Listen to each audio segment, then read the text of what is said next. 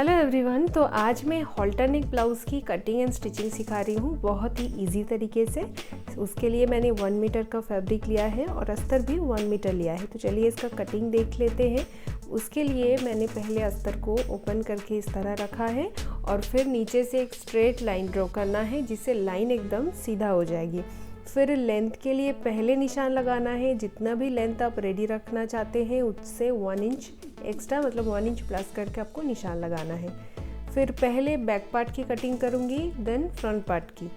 तो इस तरह से निशान लगाने के बाद फिर बॉडी से फुल शोल्डर जितना आएगा उसका हाफ करके निशान लगाना है। यहाँ पर मेरा आ रहा है 7.5 इंच। और फिर आर्म होल के निशान लगाने के लिए पहले 1 इंच डाउन करना है। कॉलर ब्लाउज़ में पहले 1 इंच डाउन करके फिर आर्म होल का निशान लगाइए। 7 इंच का मैंने आर्म होल लिया है और फिर इस लाइन को आगे की साइड पे स्ट्रेट मिलाना है। ये चेस्ट का लाइन बन जाएगा। और फिर यहाँ पर 3 इंच नेक का चौड़ाई रहेगी, 3 इंच नेक चौड़ाई रहेगी और यहाँ से इसको मिलाना है।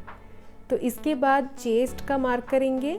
फुल चेस्ट है मेरा 40 इंच, उसका 4th पार्ट आएगा 10 इंच पर मार्क करेंगे। और कमर का मेज़रमेंट 36 इंच का है तो मैं 9 इंच पर मार्क करूँगी। तो फिटिंग वाला मेज़रमेंट मैंने अभी बना दिया है और अभी इन दोनों मार्क को मिला के लाइन ड्रॉ कर लेना है। उसके बाद मार्जिन के लिए ऐड करना है। मार्जिन 1 से 1.5 इंच में लगा सकते हैं। मैं 1.25 इंच पे मार्जिन ऐड किया है इसमें, तो लाइन बना दिया है। इसके बाद आर्म होल को ड्रॉ करना है। बैक आर्म होल 1 इंच ऊपर से ड्रॉ किया जाता है, तो इस तरह आर्म होल मैंने ड्रॉ कर दिया है। तो इसके बाद हम बैक पार्ट की कटिंग कर लेंगे। तो हॉल्टर नेक ब्लाउज़ में बैक पार्ट की कटिंग इसी तरह से कर सकते हैं। जस्ट आप लोग अपने मेज़रमेंट के हिसाब से इसको कटिंग कर लेना। इसके बाद मैं फ्रंट पार्ट कट करूँगी, लेकिन फ्रंट पार्ट में हुक लगाऊंगी। कॉलर ब्लाउज़ में आप फ्रंट में ही ज़्यादातर हुक बना सकते हो। तो फ्रंट में हुक बनाने के लिए फ्रंट को कपड़े की ओपन साइड से कट करनी होगी। तो इस तरह ओपन साइड को अपने साइड पे कर लेना है और फिर बैक पार्ट को हम इसके ऊपर रखेंगे। और इसमें बैक पार्ट को जो मैंने अभी मार्क करके कट किया उसी लाइन को बराबर रखते हुए पहले हम मार्किंग को ड्रॉ कर लेंगे नीचे की फैब्रिक के ऊपर। इससे अलग से मार्किंग करने की ज़रूरत नहीं पड़ेगी, अलग से मेज़रमेंट लगाने की ज़रूरत नहीं पड़ेगी। इजीली आप ऐसे लाइन ड्रॉ कर सकते हो। और साइड पे मैंने 1 इंच एक्स्ट्रा लिया है। आप लोग 1 इंच या फिर 1 इंच से कम भी एक्स्ट्रा मार्जिन ले सकते हो। और जो आर्म होल है, आर्म होल फ्रंट के आर्म होल अलग से ड्रॉ किया जाता है, वो मैं बाद में आप लोगों को दिखाती हूँ कैसे करना है। फ्रंट की गले की चौड़ाई भी 3 इंच ही रहेगी। और ये ब्लाउज़ में पैडेड बना रही हूँ, फ्रंट ओपन बना रही हूँ, इसलिए नीचे से भी 1 इंच मैं एक्स्ट्रा लूँगी क्योंकि मैं पैडेड बना रही हूँ। पैडेड जब भी आप कोई भी ब्लाउज़ को बना रहे हैं तो नीचे से 1 इंच एक्स्ट्रा लेना ही होगा लेंथ में, नहीं तो लेंथ आपका कम हो जाएगा। तो अभी इसके बाद हम देखेंगे कि हॉल्टर नेक ब्लाउज़ जब भी आप लोग बनाएंगे तो शोल्डर के ऊपर थोड़ा सा कपड़ा आपको रखना होगा। तो वहाँ पर हम कॉलर का जो भी मार्किंग होगा वो करेंगे। अभी यहाँ पर मैं आपको दिखाती हूँ। 3 इंच गले का चौड़ाई रहेगा और 3 इंच का ऐसा एक बॉक्स बनाना है ऊपर की साइड पे। मतलब यहाँ पर भी हम 3 इंच पर मार्क करेंगे और इसको घुमा के आगे की तरफ भी 3 इंच पर ही मार्क करेंगे यहाँ पर। लेकिन जो हुक आई पट्टी के लिए जो 1/2 इंच मैंने लिया है उसको छोड़ के मैं 3 इंच पे मार्क कर रही हूँ। तो इस तरह 3 इंच का एक बॉक्स बन जाएगा। और फिर इसके बाद हमें कॉलर का चौड़ाई का निशान लगाना है। हॉल्टर नेक पे कॉलर का चौड़ाई 1.25 से 1.5 इंच में आप लोग लगा सकते हैं। मैं 1.25 इंच पर मार्क किया है। इस तरह 1.25 इंच पर मार्क करने के बाद सीधा लाइन ड्रॉ कर लेना है यहाँ पर। और इसके नीचे से हम मेन हमारा जो नेक होगा उसका लेंथ पर मार्क करेंगे। 8.5 इंच तक मैक्सिमम आप लोग मार्क कर सकते हो। मैंने 7.5 इंच पर मार्क किया है और यहाँ से भी चौड़ाई 3 इंच रखना है। तो इस तरह लाइन को ऊपर से मिला देना है। तो यहाँ पर हमारा फुल कॉलर से नेक एकदम ड्रॉ करना है इस बॉक्स के अंदर। उसके बाद आर्म होल, जो फ्रंट आर्म होल जो ड्रॉ किया जाता है वो मैं आप लोगों को दिखाती हूँ जिससे क्रीज नहीं बनेगी। तो इस तरह पहले हमारा जो 7 इंच का आर्म होल था वो मैंने ड्रॉ किया। फिर इसकी सेंटर पे मार्क करना है इस तरह से। 1/4 इंच अंदर से एक लाइन ड्रॉ करना है यहाँ पर इस तरह। और फिर फ्रेंच कर्व स्केल लेंगे और यहाँ पर रखेंगे। अब देखेंगे कि थोड़ा सा गहराई थोड़ा सा बैक आर्म होल से फ्रंट पार्ट में जो डिफरेंस आपको भी दिख रहा है वैसे आपको मार्क ड्रॉ कर लेना है। इससे बिल्कुल भी आर्म होल पे क्रीज नहीं बनेगी और फिटिंग अच्छा आएगा। बस इसके बाद हम कटिंग कर लेंगे। कटिंग बहुत इम्पॉर्टेंट है, कौन कौन सी लाइन को मैं कट कर रही हूँ वो आप लोग अच्छे से देख लीजिए। फ्रंट आर्म होल जहाँ से मैंने ड्रॉ किया है और साइड में एक्स्ट्रा लिया है, बस इस तरह कट कर लेना है। कट करने के बाद अभी मैं नेक ड्रॉ करके आप लोगों को दिखाती हूँ। यहाँ से 1.5 इंच पर मार्क करना है, बाहर की तरफ भी 1.5 इंच पर मार्क करना है, 1.5 इंच पर, और या फिर आप लोग 2 इंच ऊपर भी मार्क कर सकते हो। फिर फ्रेंच कर्व स्केल लेके यहाँ से इस लाइन को मिलाना है। थोड़ा सा ऐसे कर्व में लाइन आएगा, एकदम स्ट्रेट नहीं लगाना है। उसके बाद आपको एक कटवर्क शेप का एक पैटर्न कटिंग करके रखना है जो बहुत ही छोटा होगा। इस तरह का कोई पैटर्न आपको बनाना है जिसमें ज़्यादा कोना नहीं बनेगा, हल्का सा कोना बनेगा, जिसको स्टिचिंग करने के बाद ज़्यादा कोना बन जाएगा कटवर्क में तो अच्छे से बैठेगा नहीं आपके नेक पर और उसका फिनिशिंग अच्छा नहीं आएगा। तो इस तरह मेरा 4 पैटर्न बना है यहाँ पर, इसको मैंने ड्रॉ कर लिया है।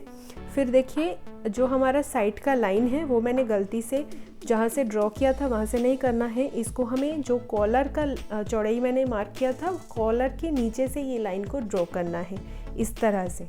आगे की लाइन वो नहीं होगा, ये वाला लाइन ही होगा हमारा मेन लाइन। इस तरह हमें वो लाइन बना देना है। फिर यहाँ से 4 इंच पर मार्क करना है और ऊपर की साइड से टक्स के लिए मार्क करना है। टक्स यानी कि आपका जो चेस्ट का 4th पार्ट होगी उसमें 1.5 इंच प्लस करके जो भी आएगा वो आपका टक्स होगी। तो ये इजी सा एक फॉर्मूला है टक्स निकालने का। फिर यहाँ से भी 4 इंच पर मार्क करना है। तो ये आपका टक्स का मार्किंग हो गया। अभी ब्लाउज़ को मैं 2 टक्स में बना रही हूँ, तो इस मार्किंग को करने के बाद आर्म होल की साइड से भी एक टक्स हमें लगाना है। इस तरह से 2 टक्स में तैयार हो जाएगा और यहाँ पर वो हमारा पैड आ जाएगी। इसके बाद हम बैक पार्ट की नेक को देखेंगे किस तरह से बनाना है। सबसे पहले यहाँ से 3 इंच पर एक मार्क करना है, उसके बाद यहाँ से ऊपर 6 इंच पर मार्क करना है। फिर इन दोनों लाइन को आगे की तरफ एक स्ट्रेट लाइन पे कन्वर्ट करना है इस तरह से। और फिर अगर आपका ऊपर का लाइन स्ट्रेट नहीं होता है तो आप इस तरह एक बार चेक कर लीजिए और फिर लाइन को स्ट्रेट ड्रॉ करना है। तो इस तरह से लाइन बनाने के बाद अभी यहाँ पर 7 इंच या फिर 6 इंच पे मार्क कर सकते हो और फिर यहाँ पर इस तरह से इसको शेप देना है। तो जैसे कि मैं ब्लाउज़ को पैडेड बना रही हूँ इसलिए मैं बैक पार्ट में ये डिज़ाइन को थोड़ा ब्रॉड बनाए हैं। आप लोग चाहो तो इसको और छोटा बना सकते हो। तो बस इसके बाद मैंने इसको कट कर लिया है और बैक पार्ट की जो आर्म होल है वो आपको मेज़र करके देखना है कि कितना इंच आ रहा है। मेरा 9.5 इंच आया है। यही आर्म होल हम स्लीव्स के लिए भी कट करेंगे। तो स्लीव्स का लेंथ मुझे जितना मिला है उतने पे मैं स्लीव्स को बना लूँगी और फिर इसको फोल्ड करेंगे 4 फोल्ड में। और 4 फोल्ड में फोल्ड करने के बाद पहले ही हम आर्म होल का शेप दे देंगे इस तरह से। 4 इंच नीचे से हम ये शेप देंगे और फिर इसके बाद नीचे आपका स्लीव्स राउंड जितना होगा उसकी 4 हाफ करके उसके मार्क लगाइए और 1.5 इंच एक्स्ट्रा मार्जिन पे ले लीजिए और चेक कर लीजिए कि 9.5 इंच कहाँ पर आ रहा है, वहाँ पर इसको मिला दीजिए। बस स्लीव्स का कटिंग हो जाएगी। अभी इसको कट कर लीजिए और इसके बाद इसकी सेंटर पे कट कीजिए। फिर इसको ओपन करके एक साइड को थोड़ा सा कट करना है, जो हमारी स्लीव्स के फ्रंट में जॉइंट होगा वहाँ पर ऐसे मार्क करके रखिए। उसके बाद मैंने मेन फैब्रिक पे सारे कट कर लिया है, स्लीव्स, फ्रंट, बैक, और जो भी एक्स्ट्रा फैब्रिक होगी उसमें आप कोई भी डिज़ाइन बना सकते हैं। तो अभी देख लेते हैं इसका स्टिचिंग करने के लिए सबसे पहले मैंने पेपर पेस्टिंग लिया है। पेपर पेस्टिंग को सेंटर पे मार्क किया है और एकदम कॉर्नर पर इसको रखा है और जो भी नेक मैंने बनाए हैं वही निशान को पेपर पेस्टिंग के ऊपर भी ड्रॉ करना है। इस तरह से बहुत ही इजीली आप लोग देख सकते हैं ऊपर से। और पेपर पेस्टिंग की सेंटर से फोल्ड करके इसकी जो दूसरी साइड होगी वहाँ पर भी सेम डिज़ाइन को ड्रॉ कर लेना है। इजी तरीके से ड्रॉ कर सकते हो क्योंकि पेपर पेस्टिंग ट्रांसपेरेंट होता है, तो एक साइड से आप लोग देख सकते हो। तो बस इस तरह से ड्रॉ करने के बाद अब बैक पार्ट को भी सेम बैक पार्ट के नेक को भी ड्रॉ कर लेंगे। पहले सेंटर मार्किंग करेंगे और उसके बाद नेक ड्रॉ कर लेंगे। बस इसी तरीके से पेपर पेस्टिंग को आप लोग यूज़ कर सकते हो। बहुत इजी तरीका है और भी बहुत सारे तरीका यूज़ किया जाता है। और फिर इसको साइड में 1 इंच का पेपर रखते हुए बाकी पेपर को कट कर लेंगे और इसको आयरन से प्रेस लगा लेंगे कोई भी कॉटन के फैब्रिक के ऊपर। इस तरह से प्रेस लगाने से बहुत इजीली प्रेस लग जाएगा और उसके बाद स्टिचिंग करने में इजी हो जाता है। बस प्रेस लगाने के बाद साइड में 1/2 इंच का कपड़ा रखना जो होगा, जो फोल्ड करने के लिए 1/2 इंच का कपड़े को रखते हुए बाकी कपड़े को कट कर लिया है। और फिर हम स्टिचिंग देखेंगे। तो पहले कमर वाली साइड को नॉर्मली स्टिच लगा के रेडी कर लेंगे, जिससे कोई कमर पट्टी नहीं लगानी पड़ेगी। मेन फैब्रिक रहेगा सीधा, उसके ऊपर आएगा अस्तर। फिर 1/2 इंच का सिलाई मार्जिन लेते हुए सिलाई लगाएंगे और उसके बाद अस्तर को एक साइड में फोल्ड करेंगे और इसके सेंटर से एक सिलाई लगाएंगे। इससे बहुत फिनिशिंग से रेडी हो जाएगा। इसके बाद हम फ्रंट पार्ट देखेंगे। तो फ्रंट पार्ट में मैंने पैड लगा रही हूँ, तो उसके लिए हमें मेन फैब्रिक और अस्तर दोनों में अलग अलग टक्स का सिलाई लगानी है, एक साथ में नहीं लगानी है, क्योंकि अस्तर और मेन फैब्रिक में अंदर जो है पैड अटैच होगी। तो इसलिए जो भी मैंने डार्ट का मार्किंग किया है उसको अलग अलग से सिलाई लगानी है। पहले मैं अस्तर के ऊपर सिलाई लगा रही हूँ, ये देखिए। उसके बाद जो हमारा मेन फैब्रिक होगी उसके ऊपर सिलाई लगानी है। तो इस तरह अस्तर के ऊपर सिलाई लगा लिया है मैंने और जो मेन फैब्रिक है उसके ऊपर अभी सिलाई ले रही हूँ। तो पहले ही आप मार्क कर लीजिए चौक से, स्टिचिंग के टाइम पर जस्ट स्टिचिंग कीजिए। मार्क फिर मतलब पहले मार्क कर लेने से वो इजी हो जाएगा। और इसके बाद हमें लगाना है पैड। तो जो हमने टक्स का मार्किंग किया है उसी मार्किंग के ऊपर हमें अभी पैड को उल्टा फोल्ड करके मार्क करके रखना है और जस्ट इसको अटैच करना है। तो देखिए इस तरह से चेक करते हुए दोनों मार्क को मिलाना है और फिर यहाँ पर छोटा सा बस टाँका लगा लीजिए, थोड़ा सा ही, बस इसमें इस तरह से पैड को लगा लीजिए और अटैच करने के बाद फिर पैड को सीधा फोल्ड कर लीजिए। ये देखिए इस तरह से तो फोल्ड हो गया। दोनों साइड का ही पैड मैंने लगा दिया है बहुत ही ईजी तरीके से। ब्लैक कलर का यूज़ करने से क्या होगा कि ऊपर से नहीं दिखता है। अगर आप इसमें वाइट कलर का पैड लगाते तो जो हमारा मेन फैब्रिक था उसके ऊपर से वो दिखाई देता। तो अभी यहाँ पर भी फ्रंट पार्ट में मैं कमर वाली साइड को एकदम तैयार कर रही हूँ, जिससे कमर पट्टी नहीं लगानी पड़ेगी। स्टिचिंग करने के बाद जो अस्तर होगी उसको एक साइड पे टर्न करेंगे और एकदम सेंटर से एक सिलाई लगा लेंगे। इसके बाद इसके ऊपर मैंने ग्लू लगा के आयरन करके एकदम रेडी कर लिया है। ये देखिए बहुत ही फिनिशिंग के साथ रेडी हो गया है। अभी इसमें हम नेक रेडी कर लेंगे। तो हमारा जो पैटर्न होगा उसमें 1/2 इंच का जो कपड़ा है पहले उसे फोल्ड करते हुए सिलाई लगा लेंगे। इसी तरीके से लगाने के बाद सेंटर से इसको पहले कट कर लेंगे, क्योंकि हमारा फ्रंट दोनों अलग अलग पार्ट में स्टिच होगा, इसलिए इसे सेंटर से मैंने कट कर लिया। फिर इसको मेन फैब्रिक के ऊपर रखेंगे और यहाँ पर पिन लगाएंगे। पहले पिन से सिक्योर कर लीजिए, फिर इसमें स्टिचिंग कीजिए, तो फिनिशिंग भी अच्छा आ जाएगी इससे। तो लाइन के ऊपर से बराबर से सिलाई लगाना है। जैसा मार्किंग मैंने किया है उसी मार्किंग के हिसाब से सिलाई लगाना है। कटवर्क का जो पैटर्न जहाँ से स्टार्ट होगा वहाँ पर बहुत ही धीरे धीरे से सिलाई लगानी है, क्योंकि जो भी शेप कटवर्क का आता है उसको धीरे धीरे लगाने से वो शेप अच्छे से कंप्लीट होता है और फाइनल लुक बहुत अच्छा आ जाता है। तो इस तरह से मैंने शेप के ऊपर से सिलाई लगा लिया है। अभी जो एक्स्ट्रा फैब्रिक होगा उसको कट करके निकाल देना है। 1/2 इंच या फिर उससे भी कम कपड़ा आप लोग यहाँ पर रख सकते हो और बाकी एक्स्ट्रा फैब्रिक को निकाल दीजिए कट करके। उसके बाद पूरे डिज़ाइन पर छोटे छोटे कट लगाना है। जो भी कॉर्नर आएंगे उसको पहले कट लगा लीजिए और पूरे डिज़ाइन पर ऐसे छोटे छोटे कट लगाना है। फिर इसको पलट के एकदम सीधा प्रेस लगा लीजिए, तो फिनिशिंग से एकदम तैयार हो जाएगी। तो मैंने इसको पलट लिया है, प्रेस कर लिया है और ये है इसका फाइनल लुक। तो देख सकते हैं कितना ज़्यादा फिनिशिंग के साथ ये कॉलर और ये डिज़ाइन तैयार हो गया है। अभी बैक पार्ट को रेडी करेंगे। तो बैक पार्ट रेडी करने के लिए बैक पार्ट का जो पैटर्न है पेस्टिंग पैटर्न, उसमें भी 1/2 इंच का जो कपड़ा मैंने रखा है पहले उसे फोल्ड कर रही हूँ सिलाई लगा के। पहले इस पैटर्न को रेडी कर लेना है एंड देन हम इसको मेन फैब्रिक के ऊपर रखेंगे।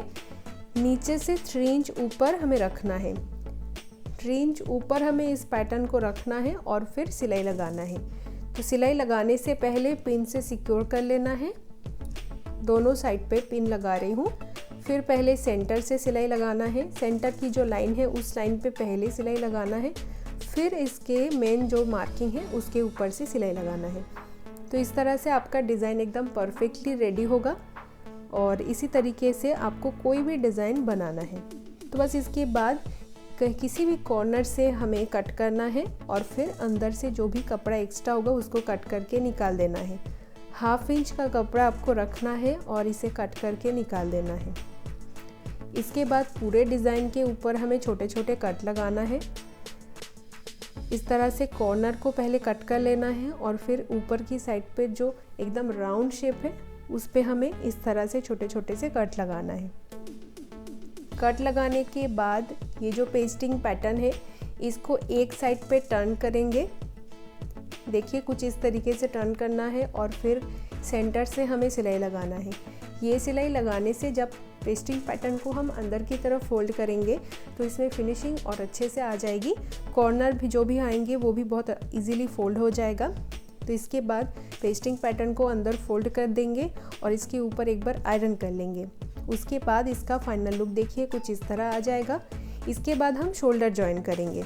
तो हॉल्टर नेक ब्लाउज़ में शोल्डर जॉइन करने के लिए बैक पार्ट रहेगा सीधा, उसके ऊपर हम फ्रंट पार्ट को रखेंगे। इस तरह से रखेंगे और साइड में जो आर्म होल से शोल्डर को लगाना स्टार्ट करेंगे। तो यहाँ से सिलाई लगाना स्टार्ट करेंगे। बस यहाँ तक जो जहाँ से हमारा कॉलर का स्टार्टिंग है वहाँ तक हमें स्टिच करना है। इसके बाद इस इधर का जो पैटर्न है फ्रंट का उसको भी हम ऐसे ही रखेंगे और सेम वैसे ही सिलाई लगाएंगे। जहाँ से कॉलर का स्टार्ट होती है वहाँ तक ही सिलाई लगानी है। इसके बाद हमें दोनों साइड का जो कॉलर है उसको हम एक दूसरे के ऊपर इस तरह रखेंगे और देखेंगे कि सबका एक ही होगा कि 1/2 इंच एक्स्ट्रा होगा जो स्टिचिंग करके हमें फोल्ड करनी है।